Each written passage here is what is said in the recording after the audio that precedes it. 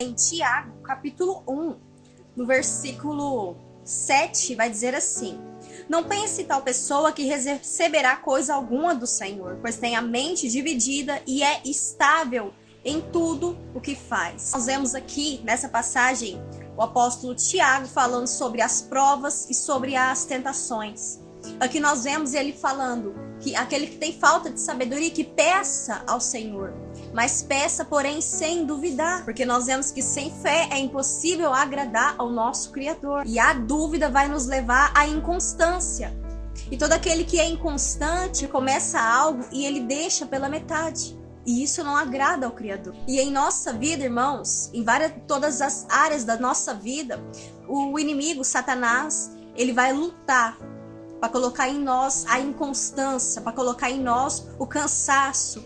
Aquele momento em que você faz uma campanha, você determina em seu coração que você vai obedecer mais, que você vai começar algo, uma campanha, um jejum, uma oração, qualquer coisa que seja, irmãos, buscar mais a presença e mais a igreja. Então ali, o inimigo, ele pega e vai minando as suas forças. Ele vai colocar em você um cansaço, uma exaustão espiritual. Ele vai colocar em você uma fadiga espiritual. E ele vai levantar opositores, lançar setas, retaliações em você, para que você venha desfalecer no meio do caminho. Lembra que o apóstolo Paulo falou que a nossa caminhada é como uma competição, onde nós estamos correndo para alcançar o prêmio celestial. E a palavra do Criador vai nos dizer, irmãos, que o reino dos céus é tomado à força. E quem se apodera dessa força, quem usa dessa força, se apodera do reino dos céus. Nós temos sim que usar de força, de violência, para entrar no reino dos céus, para obter o prêmio celestial. E não somente para obter a coroa da vida, o prêmio celestial, irmãos, mas para obter aquilo que a gente almeja. Quem sabe você está lutando contra a inconstância, lutando para se aproximar mais, para ter mais intimidade com o Senhor. Você está lutando para ter mais resistência, para ter um revestimento. Talvez seja na sua área financeira, espiritual, no seu ministério, na sua comunhão. E ali, irmão, Satanás vai se opor a você. Ele vai se opor. E um exemplo nós vemos é Neemias, quando Neemias se dispõe a levantar os muros de Jerusalém, que foram todos queimados, estavam uma destruição. Neemias se dispõe a reconstruir os muros de Jerusalém, reconstruir aquilo que estava destruído. Quem sabe a sua vida espiritual está destruída, quem sabe o seu casamento está destruído, a sua vida financeira está destruída, e você colocou no seu coração de reconstruir a área que foi danificada, a área que foi destruída, assim como Neemias. Mas Satanás, o nosso inimigo, ele vai se opor.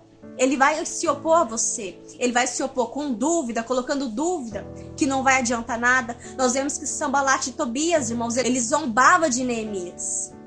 Eles criticavam Neemias. Eles humilhavam Neemias.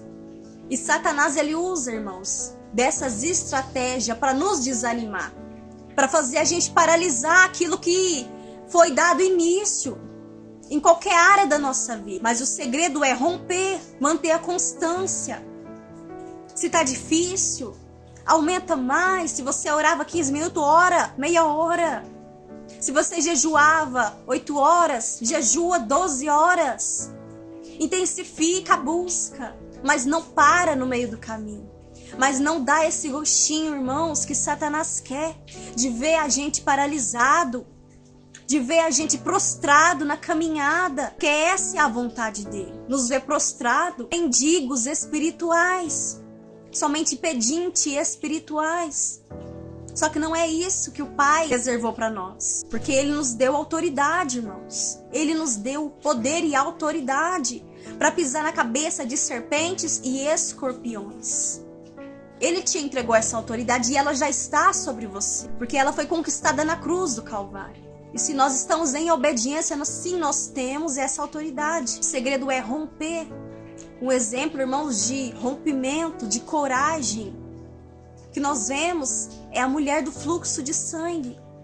Porque ali, diante daquelas multidões que rodeavam o mestre, ela foi se arrastando, irmãos, e ela usou de força. Ela se arrastou, ela rompeu aquela multidão. Ela rompeu o medo. Porque naquela época, ela era considerada impura. E ela vivia isolada porque ela vivia sangrando, era um sangramento, um fluxo de sangue. Então, ela era considerada impura. Ela rompeu o medo de ser pega, de ser apedrejada, de ser morta. E ela ali, irmão, ela usou a fé dela. E ela falou, se ao menos eu tocar na orla dele, eu serei curada. E ali ela rompeu, ela foi se arrastando e tocou na orla dele. E ela foi curada, mas se ela tivesse desistido, se ela tivesse tido medo, se ela, irmãos, pensasse com ela mesma, não tem gente demais, eu não vou conseguir porque tem muita gente, eles vão me ver, eles vão me pegar. Ela teria desistido se ela desse vazão à mente, ao medo, à multidão. Mas não, ela usou de força e violência. Ela se arrastou e ela tocou. E ali ela recebeu o milagre dela. Então tem momentos na nossa vida, sim, irmãos, que nós temos que usar de força e de violência. Se você não está satisfeito com a sua vida espiritual, use de força e violência. Avance, rompa a frieza espiritual, rompa a oposição de Satanás. Porque o céu é tomado à força, irmãos. É com força, é com constância, é com determinação para que você avance. O apóstolo Paulo vai nos dizer, esquecendo-me das coisas que ficaram para trás, eu avanço para as que estão adiante de mim. O alvo, que é a salvação, que é o nosso Salvador, que é a graça dele, a coroa da vida, o prêmio celestial que está nos aguardando.